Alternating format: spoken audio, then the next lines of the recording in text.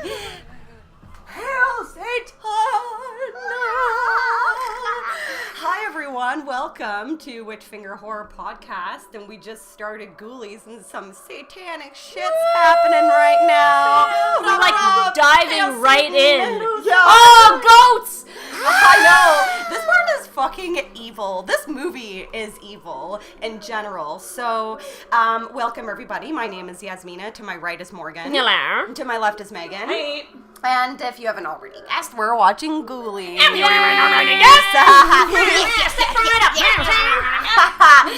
the end, they'll get you. In the actual end. Like your bomb!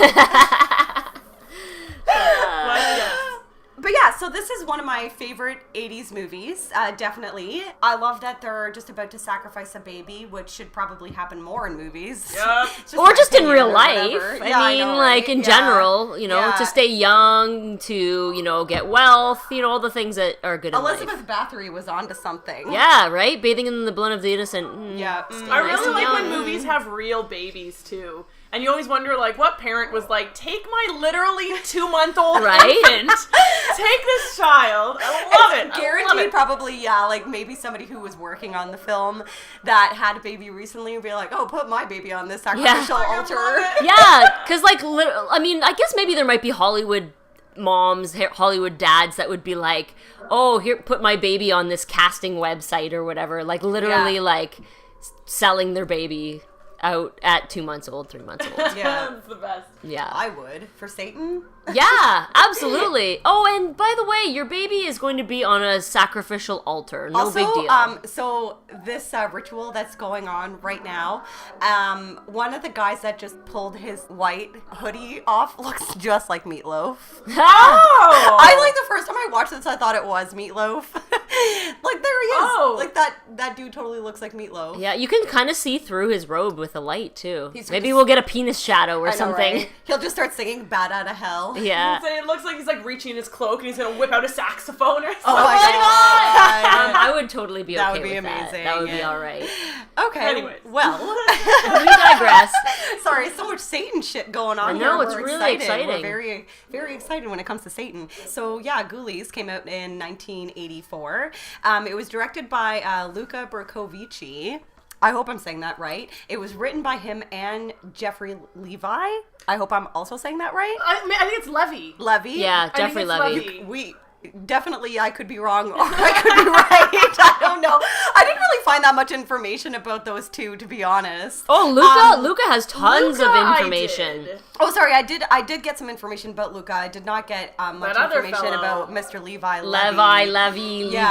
But Ghoulies was also produced by Charles Band, and Charles Band, y'all motherfuckers can blame him for being too afraid to go to the bathroom when you were a child. Yeah. Because it was him that came up with the idea of the ghoulie popping out of the toilet for the cover of the movie. Which is totally iconic. Yeah. Totally iconic. And also the stuff that nightmares were made of for kids in the 80s. For sure. Parents were writing to the production yeah. It caused studio a and lot stuff. of controversy. So much even now, people still fucking when we posted on our Instagram that we were doing Ghoulies next, so many people were actually like, oh man, I was too afraid to go to the bathroom when I was a kid because of that. Still till this day, it's so pivotal in the history of horror and VHS covers, and all thanks to Charles Full Moon Band. I remember when I saw that as a child and you see these posters and you're putting together the way the movie goes in your head based on the poster. I'm like, okay, so it's kind of like Teenage Mutant Ninja Turtles, I think.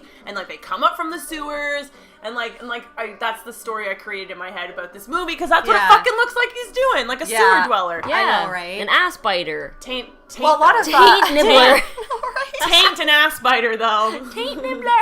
I'm gonna get that taint. Nom, nom, nom, nom, nom, nom. Well, yeah, a lot of parents were fucking pissed off, and they wrote letters to the studio complaining that their kids were too scared to go to the bathroom. So, yeah, thanks, Charlie. Yeah, for fucking making kids Ruining piss kids' the bed buttholes. for fucking ever. Hide your buttholes. Hide your buttholes. Ooh, that's a sketchy thing That to say. should be the tagline for Ghoulies. Hide your buttholes, kids. Oh no. Oh yes. But yeah, so the budget was $1 million. And they fucking nailed it at the box office. $35 million. Yeah. Yeah, this movie did very, very well. I thought this was an interesting fact that I never knew while doing my research. A ghoulie means small monster in Persian. Yeah, I saw that as well, and I was like, wow, I had no idea at all. I know. I thought that it was kinda just neat. like a ghost. Yeah. Because it's just type. kind of something we say. Yeah. Like, ooh, that's ghoulish. Yeah. Yeah. Well, yeah, you often don't think of the etymology behind a word, right? Morgan's only had one glass of wine. Yeah. Etymology. What kind of fucking shit is See that that? her glass is empty though, so you should probably refill I that. should, yeah. This is actually we typically record like after dinner, and we're doing a daytime afternoon recording. And I was like thinking earlier, I'm like, oh, 3:00 beer time. I haven't had beer during the day and probably like Since the last time we recorded at 3:00, which was a couple weeks ago. I don't think I drank it for Oh, that maybe you episode, didn't drink. actually. I certainly did. Yeah. Yeah. I was like, sweet. You can date pry the okay. wine out of my cold, dead hands. Sit pause. That was funny. Funny. So yeah, we did all read this fact/non-fact, so we don't know if this is true or not. But Yeah, let's there get it out of is- the way now. Yeah, there is a rumor. We don't know if this is true or not, so internet, help us. Like, we read this on different pages. Apparently, this movie was called Beasties at one point, and it was supposed to be directed by Charles Band, and the special effects was supposed to be done by Stan Winston, who was the guy who did the special effects for the Terminator movies, Jurassic Park, and like Aliens. But then I read on another page that that's just a rumor, that that's not true. And I was like, okay, well, why would someone even bother making Yeah, that there's a lot of rumor? conflicting information. From what I saw as well, it was talking a little bit more in depth about it being the Beasties, and also it was going to be a Fox film, and they actually approved the Yeah. budget for $12 million But it was a as opposed different to movie one. altogether. Yeah, so one thing said it was originated from this Beasties project, and then one thing said that it was not, contrary to popular belief. So we're not really sure what source to believe. Yeah. Well, So the if Fox there is- thing, I think that was like a completely other concept as well. Like, apparently the original concept of the movie involved like a kid moving into his grandfather's house who discovers the inspirations for his stories are living in his house trying to kill him. And then Fox picked it up for $12 million. But the movie was dropped, and then the script was changed. Rewritten and changed. To appeal So that teenagers. wasn't the Beasties then. No, that was something else, I think. God, it's just like, just throw that in the mix to make It's it so even weird. more confusing. I know, So it's like, very it was an weird. entirely different movie with an entirely different backing and a different budget, and then it got rewritten, and maybe it was the Beasties originally, and maybe it wasn't. Yeah. Somebody You know hook what? us up and It'd let be us know. interesting to know. I fucking wished I had looked into it now that I think about it. When that script that we were just talking about was written, and I wonder if that was written and then Gremlins came out, and then the production companies and stuff like that said, this is the biggest fucking hit ever. Let's, like, maybe that was the inspiration. Like, do you know what I mean? Because everyone, everywhere you read about Ghoulies is like, Gremlins ripoff, Gremlins ripoff. Everyone everywhere And says that. there's a lot of, in this era, like early to mid 80s, there's a lot of like little goblin-y type movies that And have like come out. Gremlins definitely started like a chain. Like after Gremlins came out, then there was all these other like small creature movies, which we'll talk about later. But Gremlins and Ghoulies came out the same year. So I wonder, That is really like, is interesting. it just a coincidence, or did one know about the other and they were like, we're just gonna do the same thing except make it more satanic? Yeah, well, you know what? In going back to what Megan was saying, maybe because oftentimes scripts are circulating in Hollywood for years before the movie actually ends up getting made. So maybe the original script that we were just talking about, the $12 million Fox backed project, was too similar to the Gremlins. Two individuals came up maybe with that's why they a dropped similar it. idea, and maybe that's why they dropped it, and maybe that's why then they altered this script so much to add different elements to it because it was too similar to the Gremlins, and they added the Satan stuff, and they added more I guess individuality with the creatures themselves, whereas all in the first movie all the Gremlins are pretty much all the same, right? I mean, as the sequels go on, they all like get weird, like one's a woman, one's a flasher or whatever. I love the fucking flasher so much because he has no dick. It's like, what are you flashing? God, Check out his skin. And like, we'll get into the sequels later, but like, speaking of dicks, like, I love how in the Ghoulies sequels they're all like horny and like watching. Yeah. You have no fucking penis. Like, The unless it's, like, third hiding one. in there somewhere. We were watching the the girls fourth shower. one too. Yeah. I know. We'll get into that later, but yeah. So, big fan of Ghoulies. I love this movie a lot. Like, I love the whole creature genre of horror. Like, my two favorites are creature features and slashers. So anything that has to do with like puppets and like animatronics and like slimy monsters, like Cellar Dweller, you know what I mean? Like, and obviously the element of Satan just, you know, makes it so much better. Absolutely. But yeah, like, this movie is, compared to obviously the sequels, very fucking evil. Yeah, definitely lots of kids were too afraid to go to the bathroom. Yeah. Which, I mean, till this day, people still talk about, so that's pretty fucking monumental. Totally. You know what's funny that you mentioned Cellar Dweller, because the guy who worked on all of the special effects with John Carl Buechler, Buechler or whatever, however, Yeah. another name that we don't know how to pronounce. I don't know how to pronounce these fucking names. He created the creature in Cellar Dweller. Yeah, I and know. a lot Yeah. of other like small creatures that we'll probably talk about later, like in Troll. Yeah. It's funny because in rewatching the Ghoulies, like, I love Troll. I've seen that movie a lot of times, more times than I've probably seen the Ghoulies. But you can tell that it's kind of the same person that. Yeah. Because they all have different personalities and all kind of slightly look different in Troll, like all the other trolls that come up. Yeah. And then these guys are all sort of that same thing. So it's cool that this guy kind of has his own signature. And then when you sort of go through his filmography, you're kind of like, wow, like, this guy, he's definitely got a style going on for a lot of the stuff that he does. Man. So He, like, is mainly a special effects guy, but directed one of my favorite Friday 13th, Part 7. Totally. And, like, I totally forgot that he directed the third one. And he also did the special effects for From Beyond, man. which is like very... So it's so different though. It's like Ghoulies, which are like Yeah, that's hilarious true, yeah. people, and then From Beyond, which is like so fucked up. The special So effects in fucked From up. Beyond, though, oh my god, Fuck. they're so fucking good. But yeah, Cellar Dweller, he also directed as well. Yes. Yeah. I love Cellar He did Dweller. Dolls, He's so too. cute. Dolls. Yeah, Talk dolls. About, like, a theme. Again, like all the little different dolls, they all have their own little personalities and they're all kind of creepy.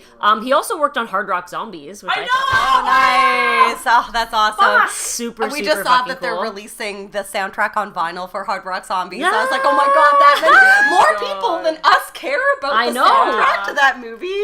Honestly, like, Cassie. it's so good. I'm shocked. For a long time, I always thought that, like, we really were the only people that knew how terrible this movie was. I love Hard Rock Zombies so much. Man. For anyone who doesn't know, we did Hard Rock Zombies for a previous episode, and EJ Curse emailed us Yeah. and listened to it. Like, that blows my mind. Yeah. We were like, when they, about that. and like, Devin Whitehead, the guy who does the art for Cavity Colors shirts, like, he did the art for the vinyl, and I was like, man, we should message EJ and be like, remember us? Yeah. Like, can you sign a copy and fucking mail it to us? Oh Like, 'cause my that would be god. fucking amazing. Yeah. I was just amazed that he took the time to even write us. That was Yeah, I really know, I What know. is he so busy doing right now, Morgan? He tours. He makes plays music, he bass for tours. Buddy Gilby Clark? Yeah. Buddy, who? Gilby Clark. He played, was it Guns N' Roses? Yeah. Oh. I think he also has his own band too. I think so. And then he like rides motorcycles. Like, Yeah, you know. no, he's yeah. I follow him on Instagram. A badass, a general badass. Yeah. Okay, so we're like at one of my favorite parts of the movie when the guy's dancing. He's like quote unquote break dancing Oh at the my party. God. This shit is so fucking funny. Like, And this this guy's is- high on acid. But this Yeah. is the era of breakdancing. This is the era of the And 80s. he's like not even and doing he's not it well. even I doing know. it. No. That's why, like, I think he's on acid for sure. They could have hired somebody that could breakdance, but maybe Yeah. this is much more hilarious.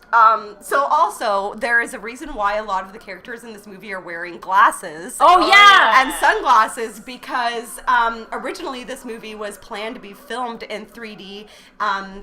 Production actually began shooting in 3D, and it was supposed to switch back and forth from 2D and 3D. So whenever, like, you see somebody in the movie wearing sunglasses, that's when the audience, like, that's when they had their cue to for them to put on their Yeah. 3D glasses, but they just decided to just abolish the idea because it would just be too much of a hassle for filming to switch back and forth to 2D and 3D. But that's pretty a fucking cool too bad, idea, though. though. Yeah. That's Really a really cool. cool idea because there's a lot of movies like Friday the 13th and like Jaws 3D that are just 3D, but the idea to go back and forth, like, and follow the characters wearing glasses. What like, other that's movie does that? No, I don't think that I haven't heard of any any. movie that it's like Yeah. put your glasses on when the character puts their glasses such a on. So fucking When you the can- good character, idea. Yeah. I was gonna say because I know in Freddy's Dead at the end there's only Oh, you get right. the 3D glasses, Yeah. but there's only one part in the whole movie where you use the 3D glasses. and Interesting. That's at the one that end. I've seen the least because that's the one that I It's like the least. Very It's silly. oh my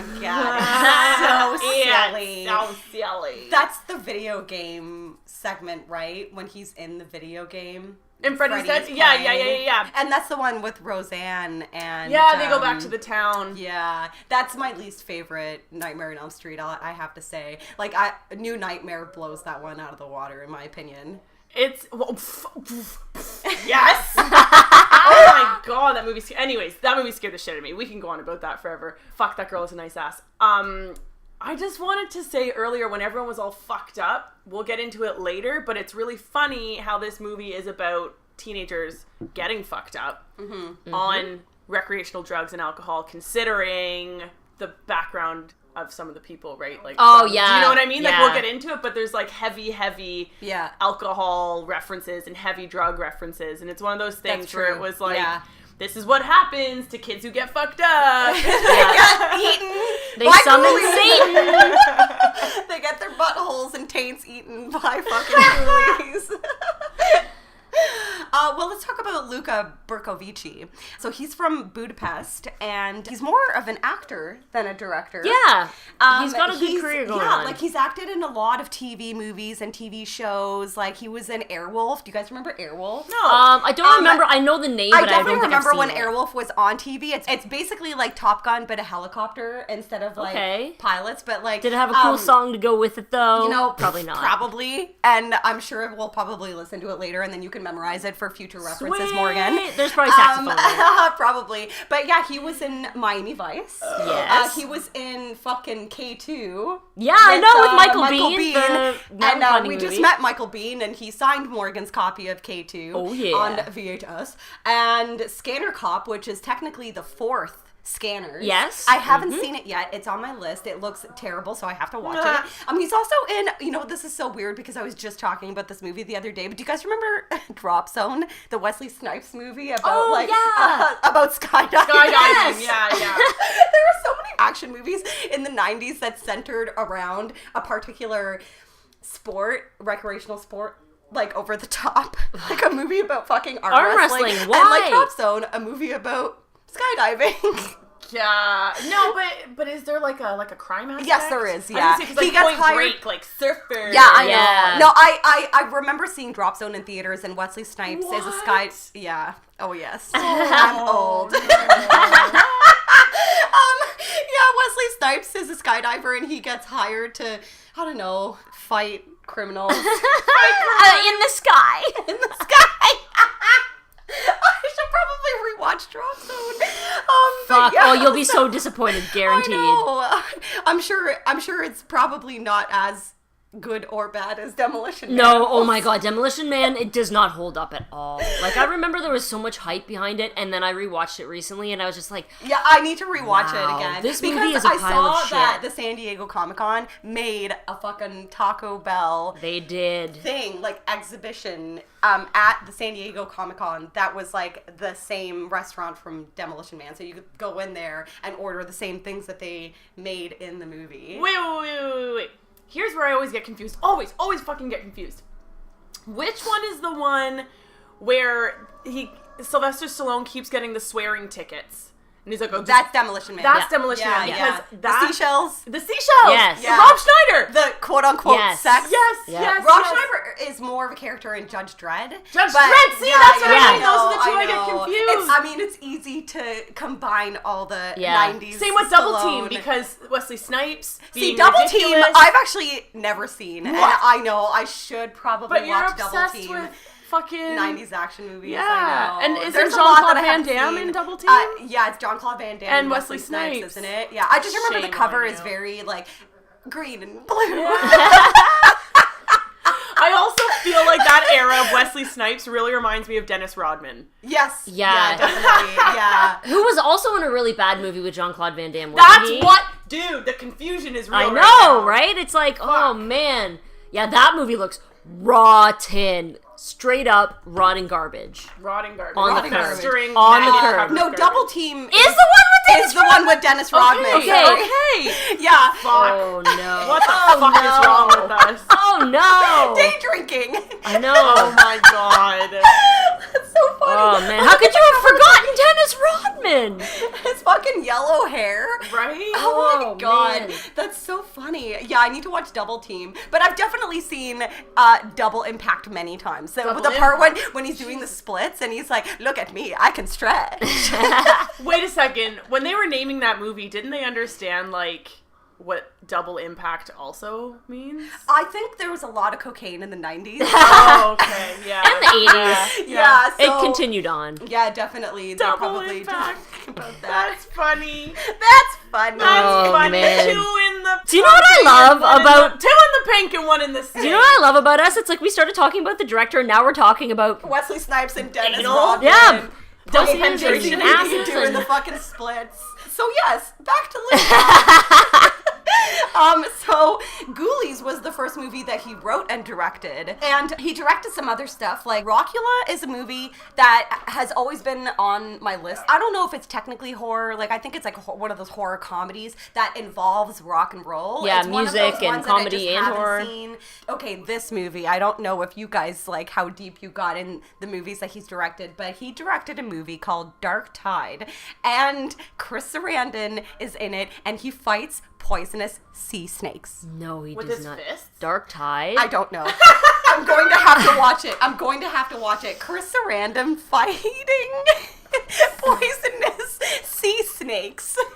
Wow. Yeah, I need What to year watch is it. it? It's 90s, isn't it? It sounds like some solid 90s It cheese. does, because it's like the 90s took it from, you know, like what, like we were talking about before, like, oh, what weird, like, action sports type thing can we add into a movie, like arm wrestling, and then the 90s was took it to 94. like beasts, and like, so you got your like, Yeah. your alligators and your sharks and your Yeah. sea snakes. And then in the 90s, they But were they're also poisonous, yeah. don't forget that. They were also obsessed with the future in the 90s for some Oh, reason. yeah. So it was always like some creature in space. And Or, always like apocalyptic in Los Angeles. Yeah. always It's LA. always the end of the world for some reason always Happens in LA, yeah. But yeah, so Dark Tide, 94. Luca also acted and directed a movie called The Chain, and I'd like to see this movie because Gary Busey is in it. Oh my and they're the God. main characters and they escape from a prison. Oh. So I'll watch anything with Gary Busey. I actually just recently got that Hider in the House, and it looks absurd, and I haven't watched it yet. Oh, yeah. You know what? I think I have vague memories of that movie. I think it's pretty disturbing. I would not doubt that. Like, the cover of the movie It's is like Gary Gary Busey Busey, like, creeping on a woman from the window outside. Like, I mean, it's like, it could be creepy, just a regular person, like, creeping on a woman from a window outside, but the fact that it's Gary Busey makes it even creepier. Yeah. So, yes, I need to watch that movie. So, Luca, his whole family are all screenwriters. Like, his father and his grandfather were screenwriters. His daughter, Emma, is an actress, and she was the little sister at the end of Don't Breathe. I don't know if you remember that. Of course I do. Yeah. That's interesting. And both of his brothers are music composers for movies as well, so the whole family is in the film industry. Yeah, his dad directed movies with like Humphrey Bogart and stuff like that. Yeah. And he actually was blacklisted in the 50s when they were trying to rid Hollywood of all of the communist sympathizers and all that stuff. So his dad actually ended up losing his career in the 50s crazy. because of like the communist scare of the 50s. But I Was he think friends with the commies? Well, see, here's the thing. Probably because he's from Hungary. Oh, they just overreacted. Yeah, they just overreacted. It didn't say if he was, like, part of the Communist Party or just had communist leanings, but, like, they pretty much, it was a witch hunt and they went crazy. And also his great uncle was a pretty famous writer, Konrad Berkovici. He actually sued Charlie Chaplin and won because Charlie Chaplin stole his idea for The Great Dictator, which is one of Charlie Chaplin's, like, biggest fucking movies.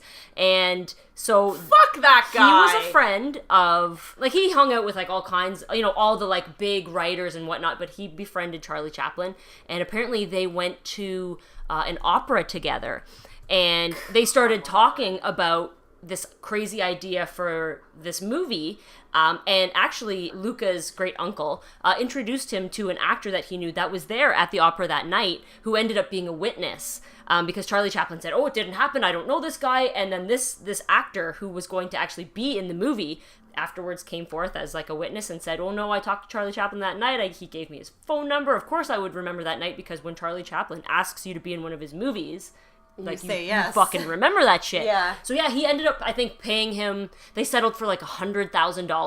That's like $100 million. Oh, and that's like a ton of money back then, right?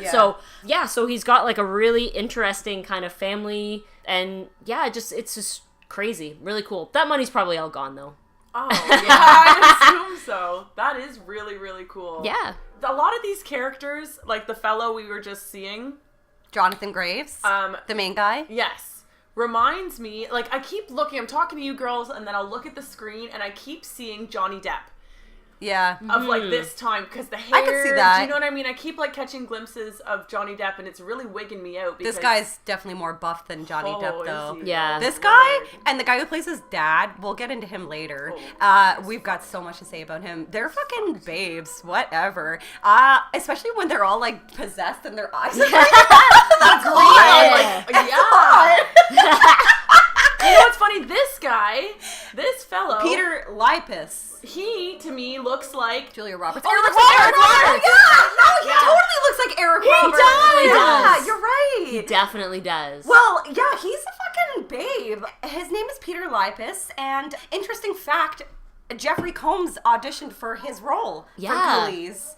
Yes. Yeah. I mean, no matter what, Jeffrey Combs is amazing in everything that he does. He's one of my favorite fucking actors, like, because he's so enthusiastic. He would have obviously nailed it. But yeah, they gave it to Peter, and he's been in some stuff. He was in, this is funny, I'd never actually heard of this before. He was in Beyond Westworld. I know, I saw that as well, and I was like, okay, well, I've seen the movie, but it was a TV show. Yeah.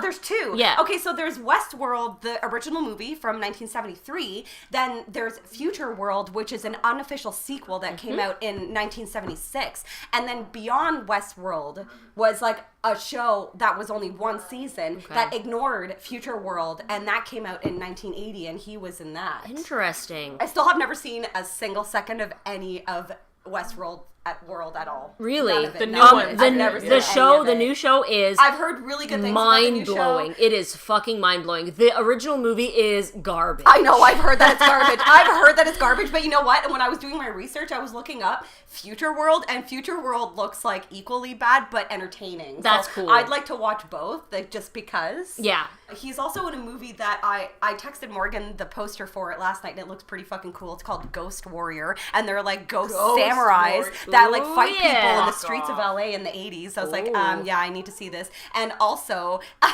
he's in a movie called Death Blow. First of all, Frank Stallone is in it, so I have to watch it. Second of all, that just makes me think of Seinfeld. Oh my god! Where he takes the camcorder! I was like, oh my god, there's an actual movie called Death Blow! How have I not known this? I'm a huge Seinfeld fan, so I couldn't believe that first of all, there's a movie, a real movie called Death Blow, and the fact that Frank Stallone is in it. That blows my mind. So I need to watch that movie. That's a big deal. I want to see what the poster looks like right now. Another movie that Peter Lipis was in is called Fast Getaway 2. And it's with Corey Haim, but it's like Corey Haim 90s. So he's already kind of like... oh, yeah, the cover looks sad. I don't think I'll ever watch that movie. Really? I don't know. I can't watch when Corey Haim started, when he started getting deep into drugs and he was like kind of bloaty. And you can see it. You can see it, and it makes me sad. So I don't think I'll ever watch that movie, but it's pretty crazy. I think he was in a movie with Corey Haim. He had a small part in Wishmaster, which I love. He's just a customer in the pharmacy. And Peter also comes back to reprise his role as Jonathan Graves in Ghoulies 4. Yes, which I did not see and you did. Megan did not watch it I either. didn't watch it Y'all either. bailed on me. Please We're going to get elaborate. into that. I'm going to wait until later when we get into the sequels. His role is very minor in it. He just comes back and as the character Jonathan Graves, and he's wearing a cloak and half his face is hidden. He almost looks like a hologram. Like, it's not good. Oh, like the Emperor? Yes, exactly. Yeah. So I found So I found the poster for Deathblow, and it looks as though there's a man pointing a gun at a woman's pussy area, and I'm sure he's not supposed to be. That makes me want to watch it even more. That is a fucking badass poster. Oh God, I need to watch that movie. We're missing the Deathblow. We're missing the Deathblow, Jerry. So, Jonathan Graves has just resurrected the Ghoulies. They just came out of that boiling cauldron. They're so cute. I love them. If I was in his position, it would be really hard to retain the evil character. Oh, yeah, I'd be because like, they're oh my like God, cute you're little- so cute. Let's go for a walk. Like, let me just take you to my friend's house so I can show you off. Like, they're like, Push you they're around supposed in to a be baby all evil, carriage. but they're adorable, especially the main one. And it's funny because a lot of movies like Gremlins, they each have names. The Ghoulies don't. I was curious about that. Yeah. I wanted to try to find out if each of them had a name because they do in Gremlins. There's Spike and Right, Lenny. I see what you're saying. Like they all have like their own names, but the Ghoulies don't. But the main one, the green guy, he's my favorite. Well, I looked up online, like as I was doing some biz online, I saw that they had names like Fish Ghoulie, and like they weren't their names, but they did have them. They have like a like title, like they have Captain. yeah, title, the main a title. one, Yeah. fish one. There's one that looks like a rat. Yeah, Yeah. rat one, yeah. And Yeah. the flying one Yeah. in the second one. Yeah, I was gonna say, in the second one, the one guy flies. Yeah, it's weird. I don't know, but he's not in this one. I think it's supposed to be the main guy. In He the second flies? one. He's like but in the second one, he Yeah. just is different version, I guess. In the second one, they just like we could be wrong, and our like facts about each individual ghoulie and all the sequels. They're like so much more evil in the first one than they I are know. in any other. Like even just the creatures themselves, they look way more like slimy and hairy and disgusting. Like Yeah, that and the cat sequels, one. they're Woo! they're comedic. But the part here when it's like raining in the basement and he's got his trident.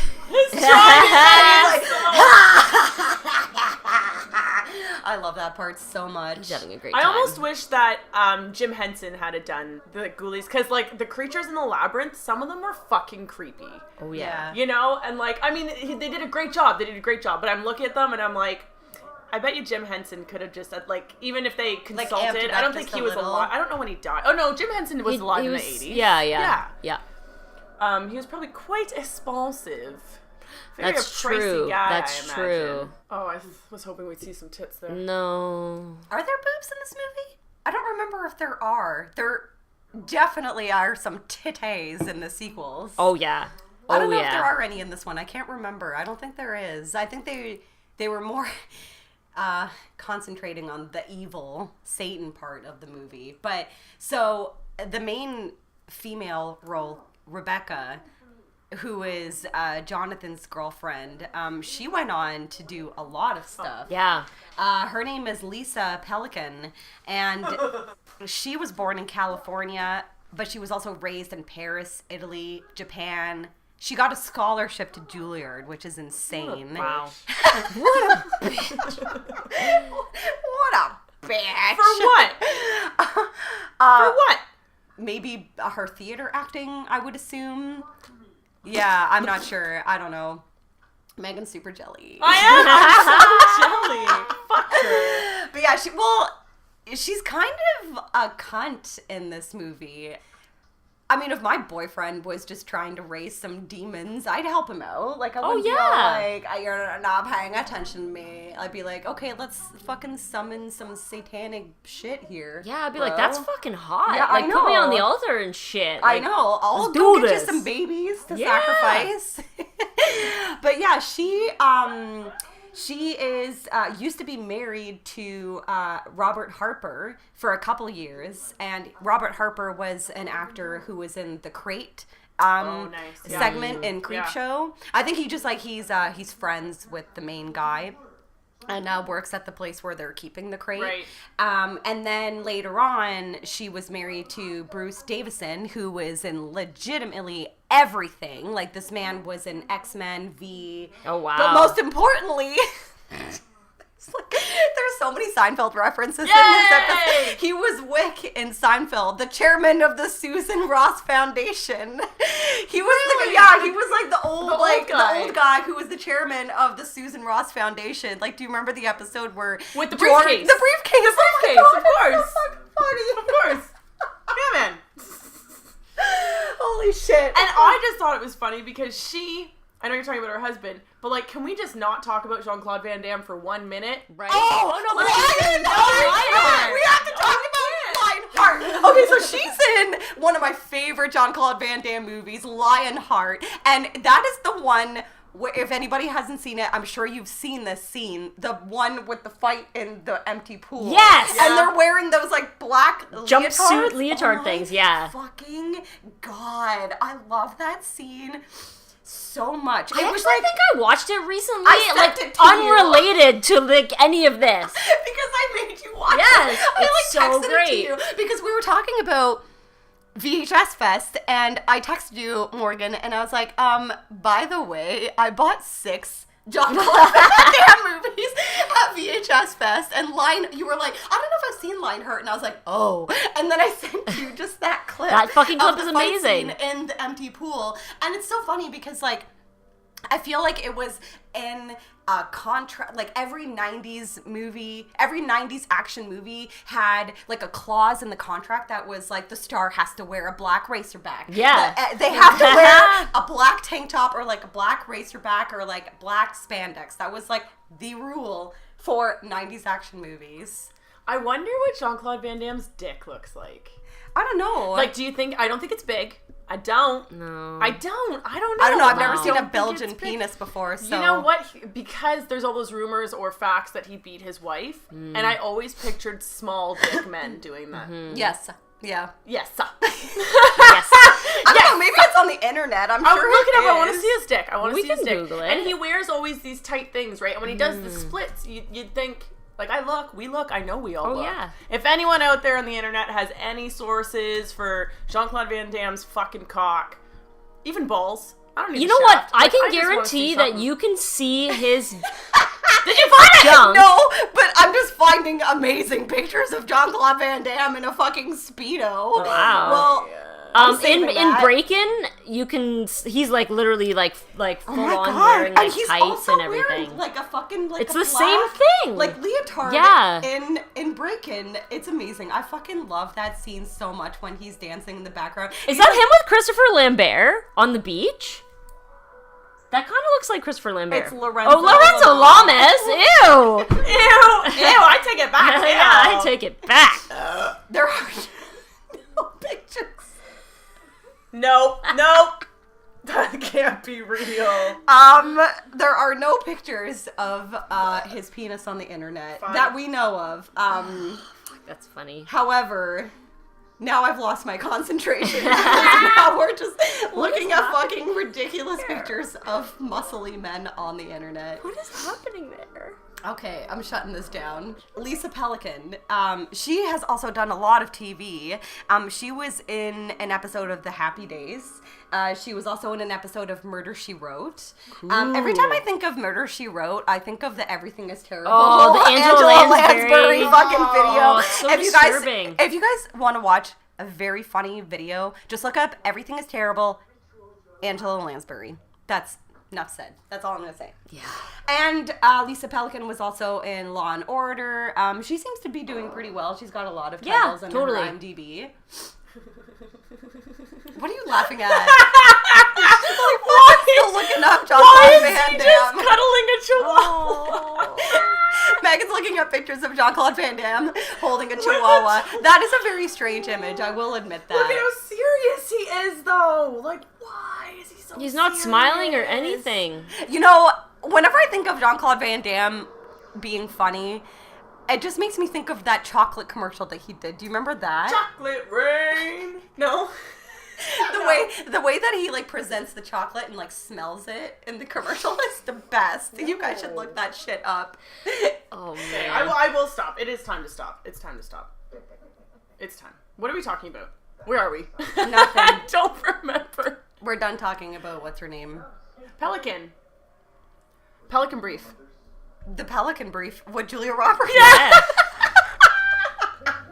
And Denzel Washington, if I Denzel remember Washington. correctly. Denzel. I watch a lot of movies. Denzel. Denzel. Yeah, I don't like movies like that. They bore me. I'm bored. Yeah, she was in that movie. I just want to say one more thing because Yasmina and I, on our own time, watched this. I don't know if you did, Morgan. It's on Netflix, Canadian Netflix, and it's called Circle. Oh yeah, And that was interesting. She's in that? Yes. Oh. And it looked like it was going to be a really stupid fucking movie when you look at the posters and all the artwork. And it made you that think they that made it was for going to be like a ripoff of Cube. Yes, that's exactly. But you watch Oh, it. okay, yeah. It's I know actually what really I know good. what movie it is. I haven't seen It's it. a bunch of people who wake up in a room and Similar to a Cube. voice talks to them through an intercom and tells them that in every hour one person will be killed and they have to choose the person to be killed. It's actually pretty interesting, but I did not know that she was in that. Yeah. So, anyways, that's a good one out there for all you people. Like, there's nothing on Netflix. There's that. There's just one thing. There's that one thing. It's that. Actually, that and Narcos. Yeah. Things on Netflix. I find Prime Video to be better than Netflix, in my opinion. It has a lot more 80s horror and barbarian like sci-fi movies. bad movies. Like, Yeah, they I have a think lot the of bad thing movies. that Netflix is lacking is like the ability to search by decade, things Right. like that. And You used to be able to do that. yeah, it just seems like I remember when I signed up for Netflix, I was so excited because it like I typed in every like horror movie that I could think of and it popped up.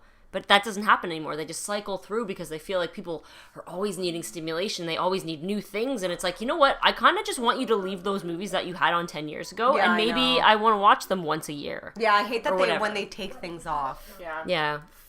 Fucking It's very assholes. annoying. Look how hot he is when he's got like the green eyes, like glowing green eyes. You're like tee. It's just these little creatures. Oh yeah, the little people. He does kind of have a little bit of a Chris Sarandon vibe. He totally does. Totally. It's like Not a a mix little between bit, Chris a lot. Sarandon and Eric Roberts. Oh For Yeah. sure. my god. Oh Yeah. my god. Yeah. Nailed it. Holy, this just became like a Megan alone time. I think he's pretty hot when he's possessed. I really want to get to, like, there's so many things. I don't want to, like, pass over Michael DeBar. Oh, Michael But, DeBar is like, very interesting. There's so many. Okay, I just want to talk about so many directors.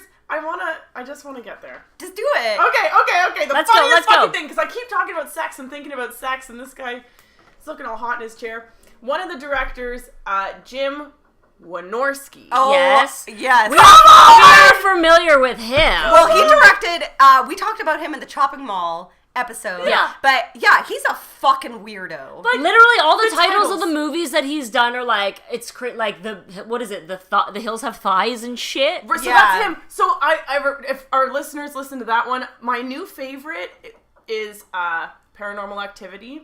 Paraknockers Activity. Knockers. I saw that. I nearly shit my pants. I'm like, this guy is low-key genius. Just Yeah. like low-key. Like, Yeah. he's kind of like C. Not A, not B, but He's like like- C genius. Yeah, and he also directed Ghoulies 4, which makes Which is sense the sexy- because it's got like a sexy fucking latex woman on the cover and in the movie. It's awful. I'm obsessed with it.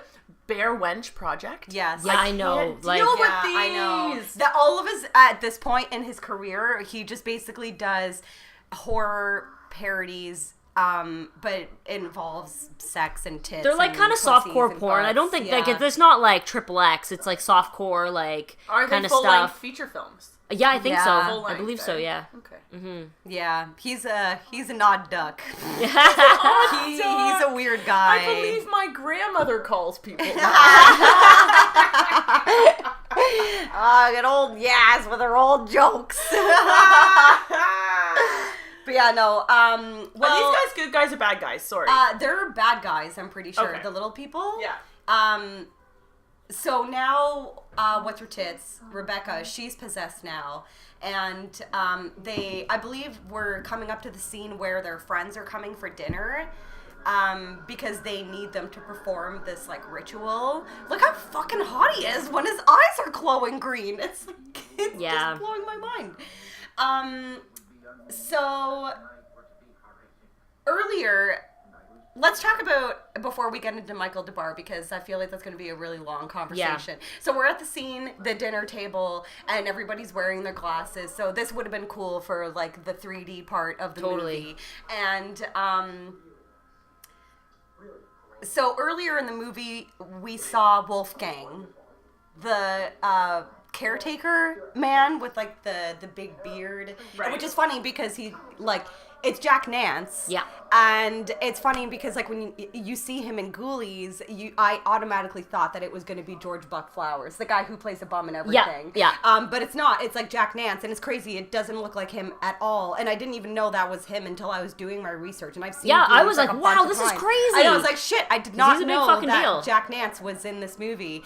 But yeah, so I'm a huge Twin Peaks fan. So obviously Pete Martell and Twin Peaks, and he's also Henry Spencer in Eraserhead. And fun fact, he was only paid $25 a week for Eraserhead. Are you serious? That movie is fun. Wow. However, I don't know too much about Eraserhead because it really it's hard to watch. It's hard to watch. Because it really upset me. It did, but the thing I did read was that it took up to 5 years to make. Yes. So you got to figure, you're making $25 a week.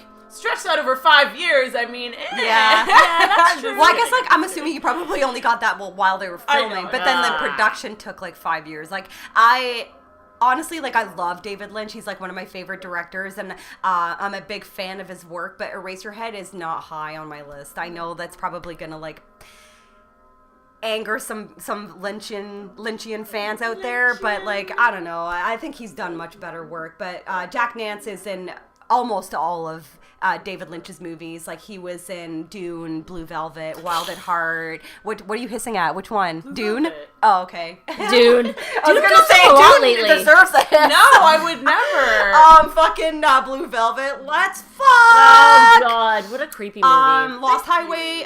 He's also in the Suicidal Tendencies video for Institutionalized. Right? That's cool. He's in the 80s Blob, and he's also in that fucking crappy movie that me and you, Morgan, were going to watch recently with Corey Feldman called Voodoo. Oh no, he's not in Voodoo. Yeah, really? he is. Okay, so I bought Voodoo on DVD, and the only reason why is because Corey Feldman's in it, but I haven't watched it yet, and it looks pretty bad. Yeah, it's like 90s like Corey Feldman horror, so it's I don't know. Yeah, I guess we'll get drunk and watch it one night. Yeah, I think alcohol will definitely be required to be involved for Voodoo. To. So Jack Nance was considered for the lead role in The Graduate, which went to Dustin Hoffman, and he was married to Catherine E. Coulson, who is the log lady in Twin Peaks.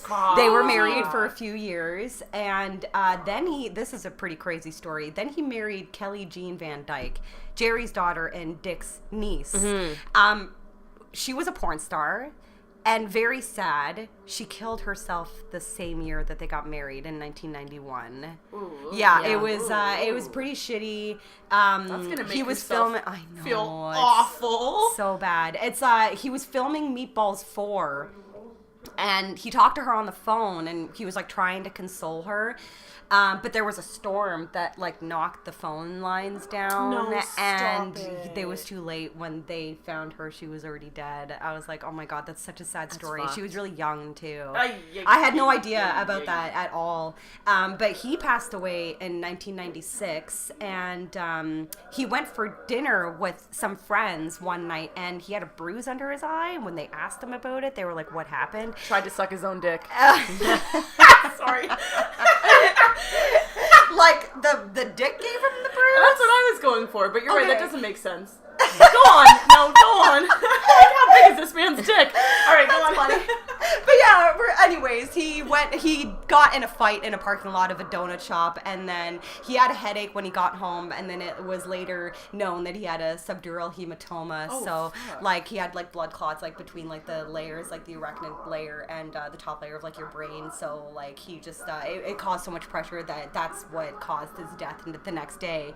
And I've actually never seen it, but David Lynch funded a documentary about his life, and it's called I Don't Know Jack, and it came out in 2002. Clever. Yeah, so I would like to see that movie, but yeah, I'm a big fan of his character in Twin Peaks. He's just so fucking cute in Twin Peaks. He's like, there's a fish in the percolator. Oh, yeah. Yeah, he's adorable. So I guess the only other actor that we haven't really talked about in this movie yet is... Aside from the most important one. Yes, obviously. Is Mariska Hargitay. This is actually her very first role. She's best known, I guess, for being on Law & Order SVU for, like, since it started. But a fascinating fact about her is she's Jane Mansfield's daughter. Oh! So, and she was actually in the car when Jane Mansfield died in that car accident, which is fucking crazy. And I was reading a little bit about her. There was a lot of casting early on that wanted her to be her mother. Like, they tried to get her to change her hair and be blonde, be sexy, because Jane Mansfield is, like, known as one of the iconic blonde pinups or whatever, right? And so she just was, like, vehemently against that and wanted to sort of do her own thing and told a lot of people to fuck off, I guess. Nice. But yeah, I thought that it's really interesting. She's done a lot of stuff. She's done some movies and whatnot, but this is her first one, and I think that's pretty interesting. Her breakout film. Yeah, her breakout film, The Ghoulies. I don't know. I kind of wanted to say something about Scott Thompson. Oh. Only because in my notes, I literally put... basically the coolest guy ever. I like that. You actually wrote that. That's awesome. Just because I think that when I was looking at some of the movies that he was in, I was like, fuck, that guy's cool. But the fact that he played Preach in Twister, and I always loved Preach. Because he was like I did see that nerd. too, actually. He wore the vest. He was okay. And like the beard, like the Jesus beard. And okay. And he got it was when they were watching The Shining, and they had to like hide, and he's the one who got the stunk in the head with the hubcap. That's so funny because, when I was reading about Ghoulies and I saw the name Scott Thompson, I immediately thought it was Scott Thompson from Kids in the Hall. Yes, everybody and does. I was like, oh no, that's not, I would know if Scott Thompson was in Ghoulies. Yeah. But yeah, I guess it's a different Scott Thompson. And after I was doing my research last night, we actually, in our city of London, Ontario, got a tornado warning last night. Yeah, and I texted our group chat, and I asked, did you guys get that warning too? And Megan was like, it scared the shit out of me. Because your phone goes... And then I saw that this fucking guy was in Twister, and I was like, well, now I want to watch Twister. Do you have a copy? No, I'm sure you do. I do. Don't worry, I've got you covered. I watched it recently. How many of Bill Paxton's movies are you missing, Morgan? Well, he has 93 titles. I don't think that I could get them all. I'd say you have a fair amount. I think I probably have like 15 movies, maybe. Really? Yeah. Oh, I figured that you had more. Yeah. Mm-hmm. What kind of fan are you? I was gonna say, you fake ass wannabe fucking... Okay, listen, I'm not paying $200 US for Butcher Baker Nightmare Maker. Fuck that shit. I've never even heard of this. That sounds made up. Yeah. No, it's a real movie. It's fucking on. Butcher? It's on YouTube. Yeah. Butcher Baker Nightmare Maker. It also is called Night Warning, I think, is also what it's called. I think it's a horror movie. It's before Mortuary. Oh. But is it before Fish Head's music video? That is a good question. I don't know.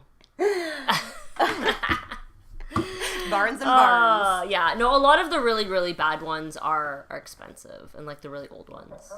I'm working on it. Yeah. Uh-oh. The ghoulie just came out of the pond and bit the guy, and then you know what I love about these small creature movies? They're like so small, and these just kick them. Humans, right, here we grown people, here we go, are like, I can't. I know, it's just my logic. I was gonna say, chipping you in. really hit Yasmin a sore spot. I know. They're kids. I do this. Kick them. I have done this ever since I was a child. I just can't help it. I always have to see the logic in everything. Just like when I was a kid and I used to watch cartoons. Like when I used to watch like Care Bears, I'd be like, okay, what is this substance that comes out of their stomachs? What is the actual ingredient that causes happiness? Is it ooze? What is this? And then when I was a kid, I used to hate Inspector Gadget because Penny does all the fucking work and that hack gets the credit. That's the point of the show. It's like you didn't know how to be a kid. Like you were broke. No, that's accurate. You were the worst at being a kid. How I grew up. Oh my I didn't have childhood. Holy shit! You were like a tiny fucking adult walking around. I was a tiny. What is the substance that comes out of the Care Bears? Man? That is fucking funny. But really, come on. I mean, Penny should get paid. It's kind of frustrating. What was her brain? Was her dog's name Brain? Brain. Yeah, I think so. Yeah. It sounds familiar. He had the antennas that Yeah, came they go out of the whoop, collar. Yeah. Yeah. Boop boop. We're all making sound Oh, effects. shit. So here's our boyfriend, Michael DeBar. Oh, he's so sexy. Now he's still sexy when he's all zombied, by the way. So we're going to get into Michael DeBar. So Michael DeBar plays the character Malcolm Graves, who is Jonathan's father. This man has such a prolific life. It's insane. When I was doing my research last night, I texted these guys and I asked, did you guys get into him yet? Because it's insane, the accomplishments that he has and achievements that he has in his life. It's crazy. Okay, so first of all, he's a musician. He's a singer. This is crazy. He replaced Robert Palmer in Power Station. And that's funny because we talked about Power Station in our Society episode because Patrice Jennings, the girl who plays the sister in Society, was married to Tony Thompson, who was the drummer of Power Station. Mm-hmm. Yep. And he was in the band at the time when they played Live Aid. Which is crazy. Which is Yeah, insane. that's like the biggest Huge. deal ever. Huge. Yeah, so basically, Michael DeBar, I actually had no idea that the fucking old satanic fuck in Ghoulies Is like he's this, a like- huge star. Yeah, I know. So as I was actually looking him up and his older pictures from the 80s, like I gotta say, he's pretty hot. Mm-hmm. He's pretty hot in Ghoulies as well.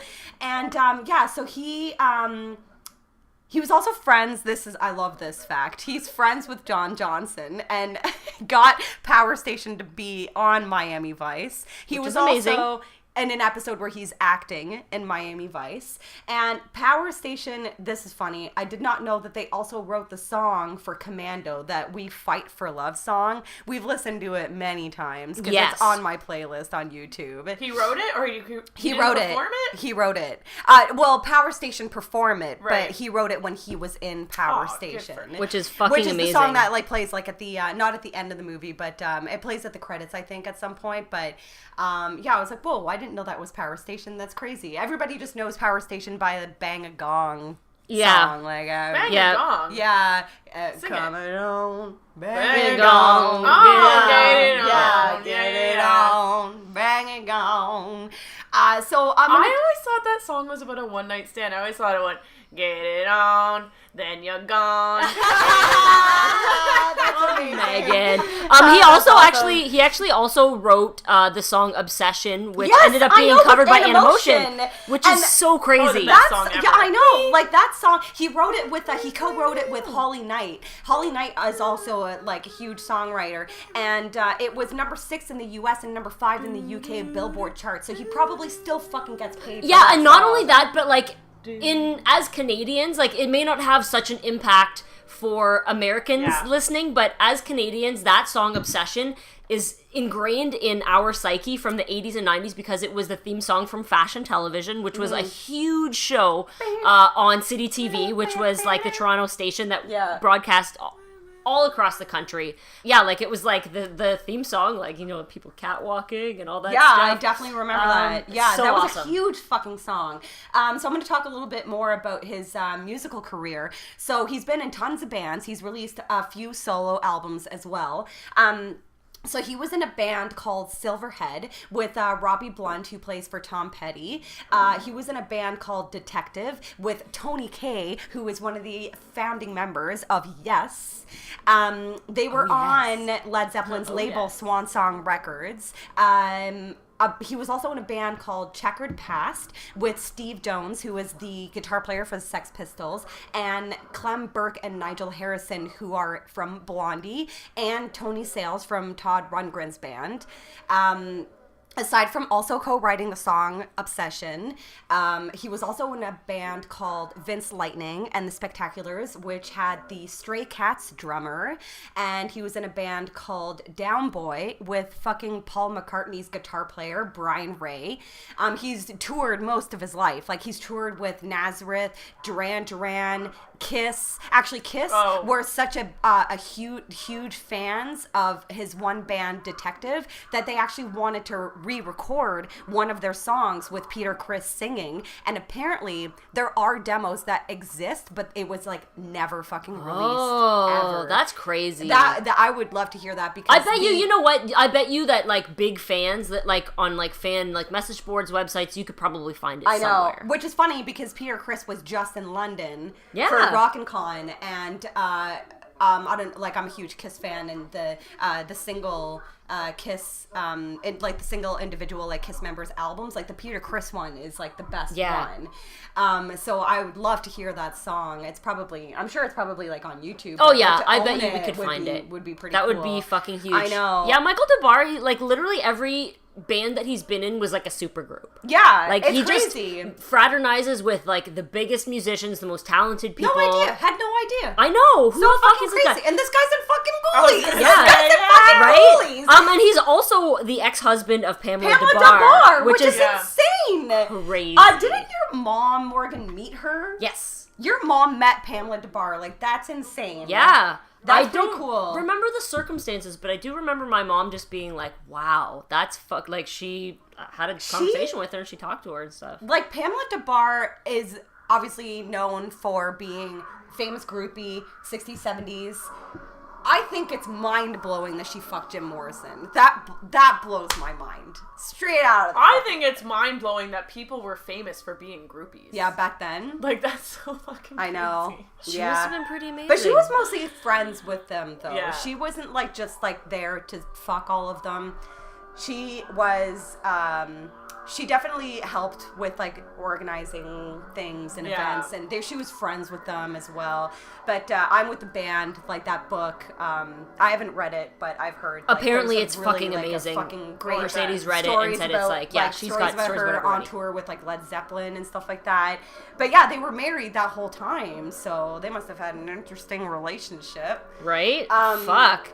Yeah, so, well, let's talk about, like, his acting career. So, he's mostly known for playing Murdoch in MacGyver. Yeah. And that's funny because I was, like, recently, I kind of, like, crave watching MacGyver. I want to get back into watching old shows. I just recently got back into watching Miami Vice, and I started kind of watching Quantum Leap again, and I thought to myself, man, I should watch MacGyver again. I used to watch the shit out of MacGyver when I was a kid. And he also is in an episode of the new MacGyver, but I'm probably never going to watch it. I'm not going to watch it. I'm sorry. No Richard Dean Anderson, no deal. Sorry. No deal. No, get out of here.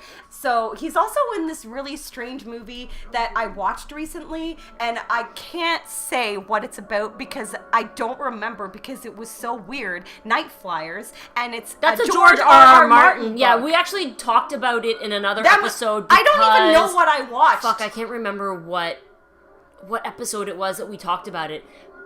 I watched Megan it, and then bringing when it it up. was over, I had to ask myself, what did I just watch? I don't really understand. But I think I heard a rumor that they want to remake it. So maybe it'll be interesting. Better. I'm not really sure, but it has that woman from Night of the Creeps and the Apple. Oh God, Oh yeah. God. We're not gonna talk about the apple. Yeah, that movie was so fucking rotten. Fucking terrible. Oh my god. It's a musical. Oh, yeah. That failed horribly. It did, and the main guy in the apple ended up on that Gordon Ramsay show, the oh yeah, that's the right. restaurant makeover show Yeah, that yeah, he I did. forgot about that. Kitchen Yeah. Nightmares. Yeah, the one episode I watched, I was like, this guy keeps yapping about some fucking movie that he was in, and I looked him up and I was like, holy shit, he's in The Apple, which is like known for being a terrible movie. Didn't the director like almost commit suicide? He almost fucking killed himself. He almost jumped out of his hotel window. How come he didn't? One of the actors convinced him not to. Oh, okay. Yeah, he was like, I People made the threw worst movie stuff at the ever, screen. and he was like gonna throw himself off the So balcony. that was actually the cause for his attempted suicide? Yeah. Because of the movie being a flop. Yeah, I think it might have been shown in like Montreal or something. It was shown, Montreal? Yeah. and people threw things at the screen. That That's pisses me off a lot, bad. though, because there are so many more people with real fucking issues in their life, and you're trying to kill yourself because you made a shitty movie. Fuck you. Yeah. I got nothing to say to that guy. I mean, if it's he lady calls me, bad, I but, will like- not pick up. Then he made Over the Top. Yeah. He redeemed himself with Over the It's Top. one of the greatest movies ever made because it's about arm wrestling. Yeah. Oh my Except god. for that one fucking scene that Yeah, I I- sent you guys, because that was... Yeah, Megan watched Over the Top last night and she texted the group chat and was like, why is there porno music playing during the montage scene of the father and Right? son training? It is so disturbing. That 90s. whole, you know, and Cocaine. then I was talking to a friend at the time that I was watching that, and I sent them that video as well. And this friend was like, yeah, but I feel like a lot of father-son montages in any movie throughout the history of time, like Roadhouse, like at Yeah. the end on the beach, like they're all really, like, they're always staring into each other's eyes. Yeah. It's weird. Like, why? Why do you Yeah. look at your kid in the eyes like that so much? Like, Yeah. they are always creepy. It's like they tried to convey meaningful moment, but Right. really it just turned out creepy. Yeah. Looks like a lot Yeah. of sexual intent. Michael DeBar was also in an episode of Miami Vice. I mentioned that earlier. He was also in an episode of Alf, 21 Jump Street, Everything. Melrose Place. He was also in Waxwork 2, which is terrible. And he's in Under Siege. And Which is I awesome. actually have recently was thinking about doing a Steven Seagal binge. You know what? The best part about Steven Seagal movies is literally any time that you go to Value Village, all of his movies are there. Yeah, I know. All of them. I've seen, every time I've gone, Under Siege is always there. And I don't know know what if I it's the love same about- copy or if it's new copies, but Yeah. I really feel like I should buy You know it what I one love time. about Steven Seagal is that he's always portrayed different ethnicities. Right? It's He's been like every true. race in all of his movies. He's always like some like spirit man. Like he's always Yeah. like got some like deep. He's got that like that Carradine fucking thing Yes, about him, you know, with yeah. like kung fu. I just looked The up Legend pictures of Continues. him, and I just found. Oh, he looks fucked First up of right all, now. he's in a like a cultural garb or something. He's wearing these shades, and he's eating a carrot. Oh, that's a famous photo of him eating that fucking carrot, dude. He That's literally a looks- meme. That's like a meme He on the internet. literally looks like he's like that. Did they rotor that shit up? Is that a fake mustache? Right? Because well, no, Is that I a feel fake like beard? I feel like he uses that hair dye for Grecian men. 5. Yeah. You know what He's I mean? yeah. They rotored that shit up. They Yeah, painted definitely. that on. That is fake as fuck. It looks like he glued it on. It's like John Travolta's fucking hair plugs. Like they're too dark. They made Yeah. them way too fucking dark. yes. Jesus. Excuse me. Well, Wait, where did we get that from? Why are we talking about Steven Seagal? Oh, because he was in. He was in Under because Under Michael Siege as DeBar well. was in Under Siege, That's which right. I saw in theaters. I definitely remember that. And he's also in the bad Deep Red, because there's two Deep Yes. Reds. There's the Argento one, which is the good one, and there's the one with Michael Biehn and John Delancey, and it's awful. But I own it because I love Q from Star Trek. And he's also has a very minor part in Mulholland Drive, and he's also in Seinfeld. Yes, He is in the fucking smelly car episode, and he works at the restaurant, and they're trying to convince him that the valet guy stunk stinks. up his car, Yeah. and when he sits in it, and he's like, let me out!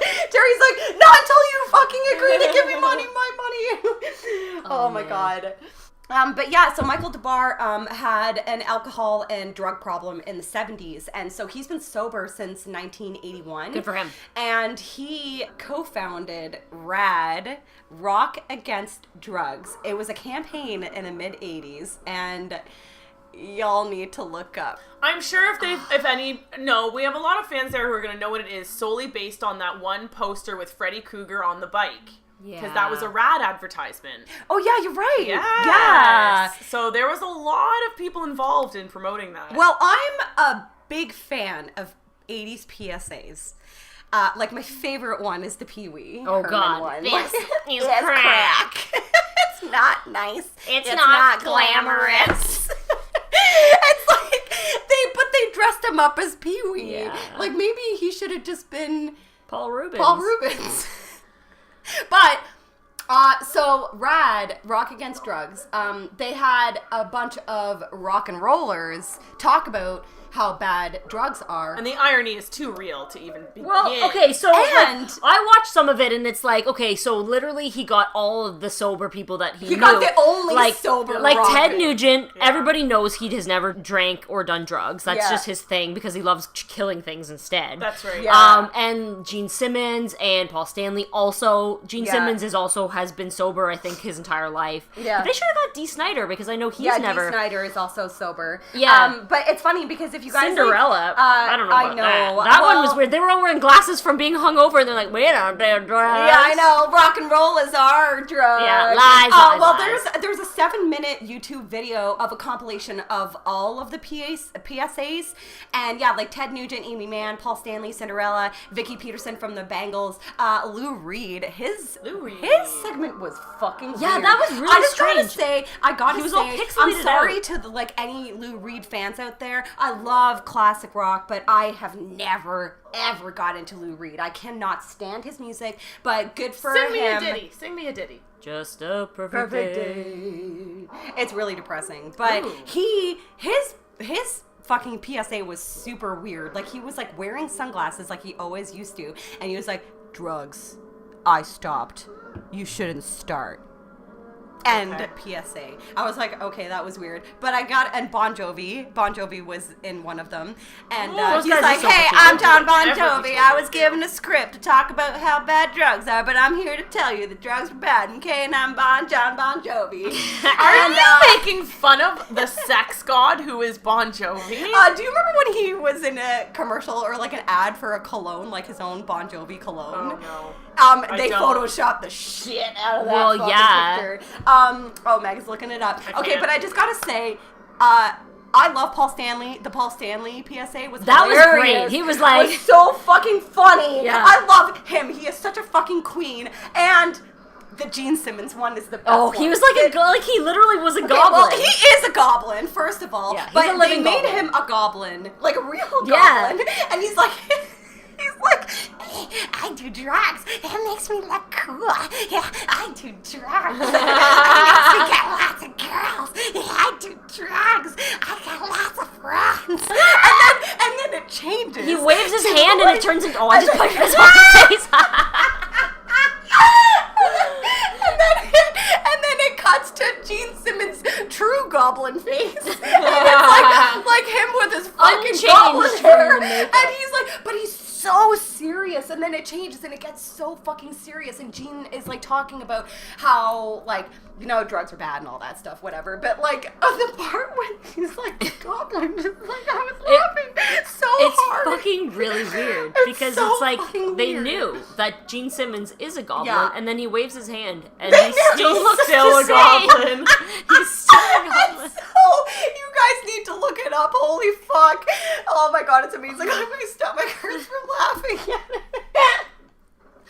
Holy fucking shit. But, like, for real, Michael DeBar, I praise him for doing that, obviously, because I'm sure a lot of his friends may have probably died from drug overdoses. It was crazy in the 70s, 60s, 70s, and 80s, so good for him. And he is now the host of his own radio show called The Michael DeBar Program. It airs every weekday morning on Little Steven's Underground Garage. It's like a Sirius XM channel. Which is So good for him. Good for him. awesome. Yeah. He's a wonderful, wonderful human being. I would love to meet him. One other thing I want to mention about him, too, Yeah. is that he actually, I guess, has, like, technically, like, a title. He's... Like, sir? He's the 20... Oh, I thought you meant, like, a wrestling title! No! A wrestling title! Yeah, he's got that fucking belt, yo! Yeah. He's the 26th Marquis de Bar. Whoa. Did you know that? Oh, I did not know that. And I don't know what that means because if it's like fucking like a royal title, like, or if it's... He's the 26th. He's the 26th Marquis de Bar. I don't think it counts after 10. You don't think so? No, you know what? I don't think it does. I don't know what it is, but I'm sure it doesn't count. Yeah, awesome. Oh, Okay, yeah. well, let's talk about the sequels. Okay, so Ghoulies 2, it came out in 1988. It was directed by Albert Band, Charles's dad. And I gotta say, Ghoulies 2, for me, it felt like the Gremlins 2 of Ghoulies. Because in Gremlins 2, how they're basically just like the more...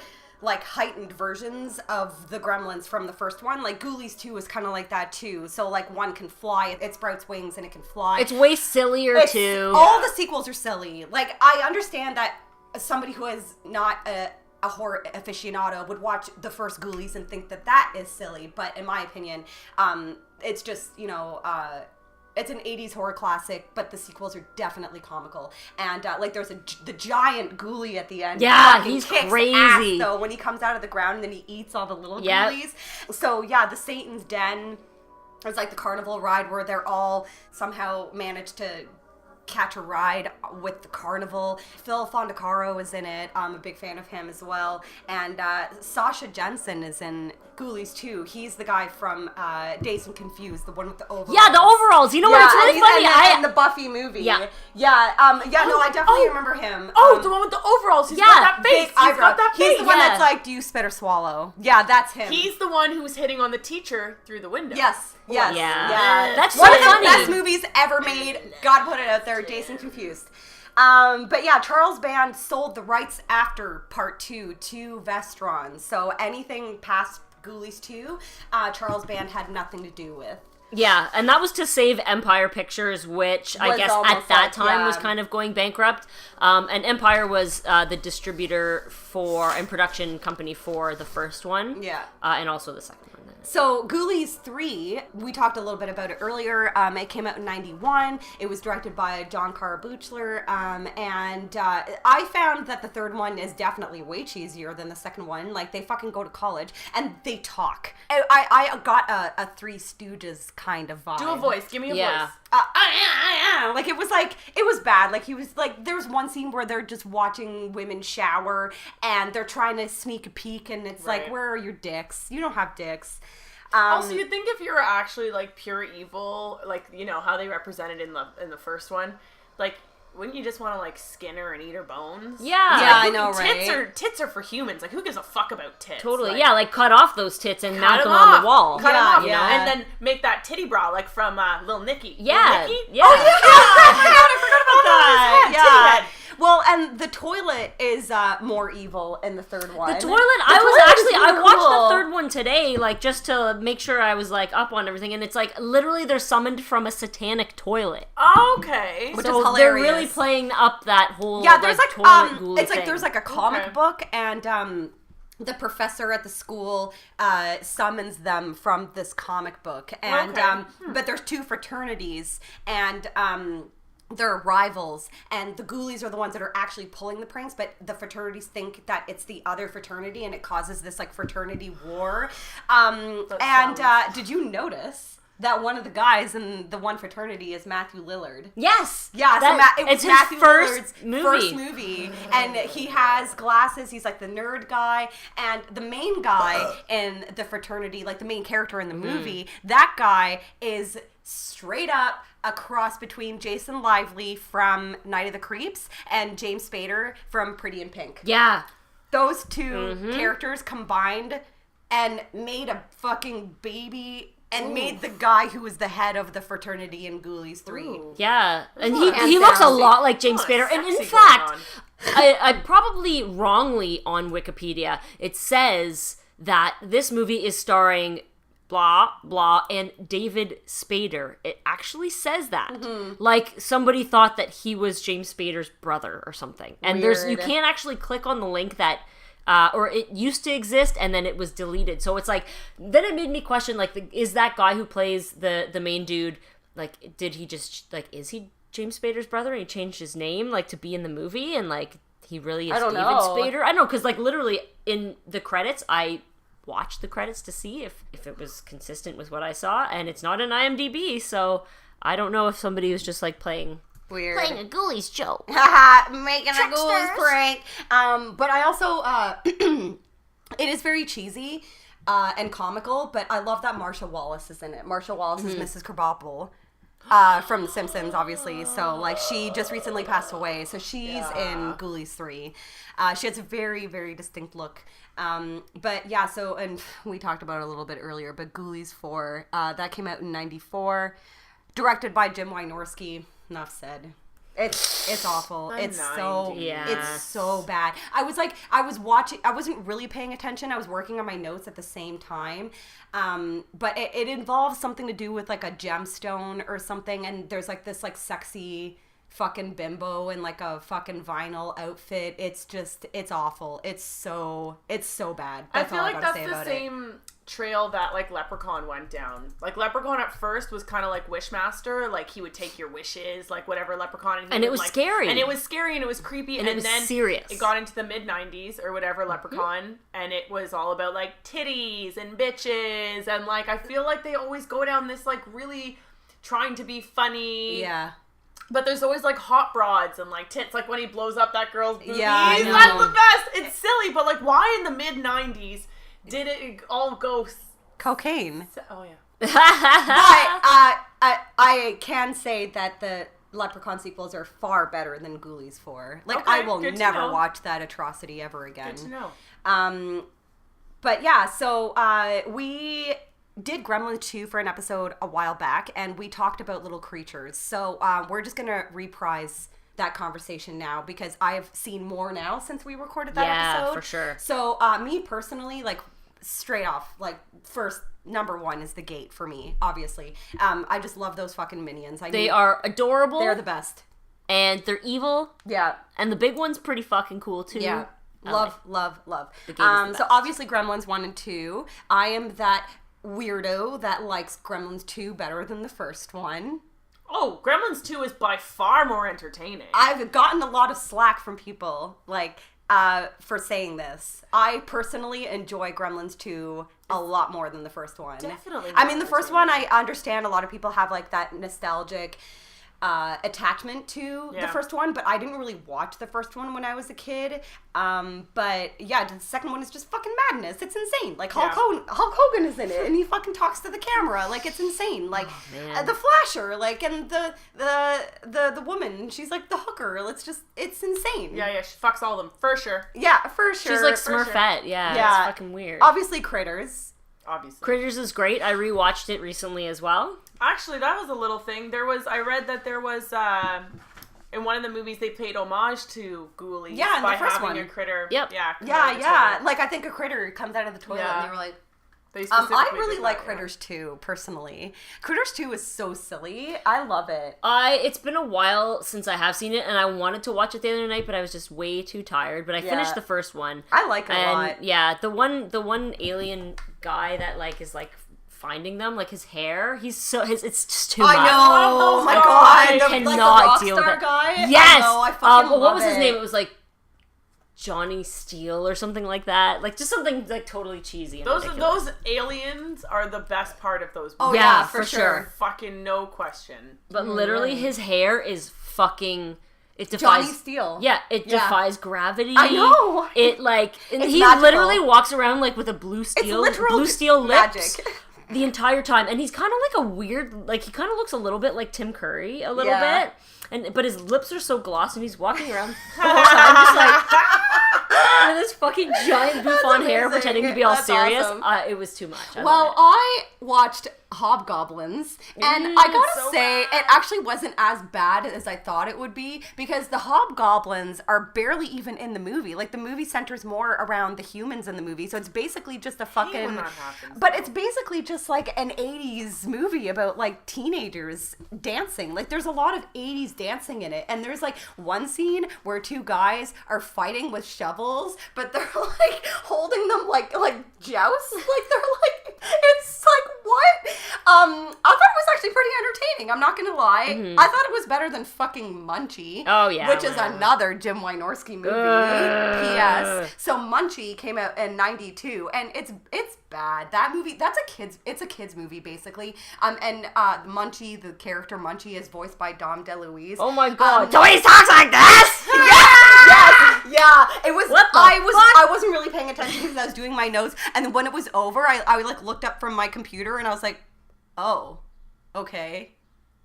So that was Munchie. That was a movie. That was a movie. I'm probably never gonna watch it again, but Jennifer Love Hewitt is in it. Yeah. And it also contains a lot of 80s dancing. But there is a movie that I have not seen, and it's Munchies. And Munchies is from 87, and Robert Picardo's in it. Oh. But I haven't seen that one. But that's the one that I've seen, the scene with the Munchie that crawls into the fucking teenage girl's bed. Oh, and that's I was like, creepy. I assumed that it would be from Munchie because Jim Wynorski, but it's not. So I haven't seen Munchies. So that's probably one of the only like small creature movies that I haven't seen. But just a couple more. Basket Case, obviously. Everybody loves Belial. And Sorority Babes in the Slime Bolorama. I love that little puppet, and I need to understand the meaning and reason why they made him sound like Shaft. I need to know that. I need an explanation. Just like I need an explanation as to why Sylvester Stallone cuts fucking pizza with scissors in Cobra. They're like the two mysteries in life. Cobra. What? He does what? Megan, you've seen Cobra, right? With Stallone and Bridget Nielsen? I have never heard of it. Oh my god. He cuts pizza with scissors? Yeah. First, what? Pizza comes but why does he cut it with scissors? You are just validating the mystery. That is so confusing to me. It's like it's a not sewing explained at all. He like comes home from like a day of crime fighting, and he goes into his fridge and he pulls out a pizza, and then he takes a slice and he starts cutting it with scissors. Yeah. I don't know. This is in a movie. That's disgusting. Yeah, so It's a fucking cool movie though. Well, I made Megan borrow Over the Top, so now you have to borrow Cobra, clearly. Okay. I can't believe you've never seen this. Oh my god. I'm gonna change your life. Yes, you've already changed my life. Do you guys have any other small creatures you want to talk about? Yes, I do. Troll, obviously. Yes, it's like created by the same guy who did, all of the Ghoulies and stuff. So you Luca. can. Luca. What was his name? Bada bing bang. John Carl. Oh, Luca. A bippity boppity. Luca, John Carl Buchler. Yeah, him. JCB. Let's just call him JCB. JCB. They were both created by him. And Troll is a great movie. I love it. And Phil Fontecaro is also in it. I need to rewatch Troll. And of course, Galwin the Singing Mushroom. Big fan of the Singing Mushroom. That's all I have to add. Yeah, mine, I mean, basically that was it. Yeah. And then, I also talked about, like, I know he's not a small creature, he's a leprechaun. But, like... I mean, a leprechaun is a small creature. He's so short! Fuck off! Like, he's a leprechaun. Yeah. I like the Leprechaun sequels more than the first one. I love them. I have to say that. I have to admit it. The first one is like, it's a movie with Jennifer Aniston, whatever. The sequels are fucking hilarious. I know. I mean, Warwick is, like, so funny. You know what? Warwick Davis is the funniest walker I've ever seen walk. Oh my god. And what's that show that he was in where he plays himself? Life is Short. Life is Short. Oh my god. Best show that ever. fucking show was hilarious. Yeah, that you was just a good reminded show. me of another movie though. I guess it's not really a little creature, but maybe Rumpelstiltskin. Oh, God. Right? You want to watch a fucking movie with a weird walker? There's that movie. Yeah. Rumpelstiltskin. I vividly remember a scene when he's walking down the street at night and his arms are like up in the air. I can't.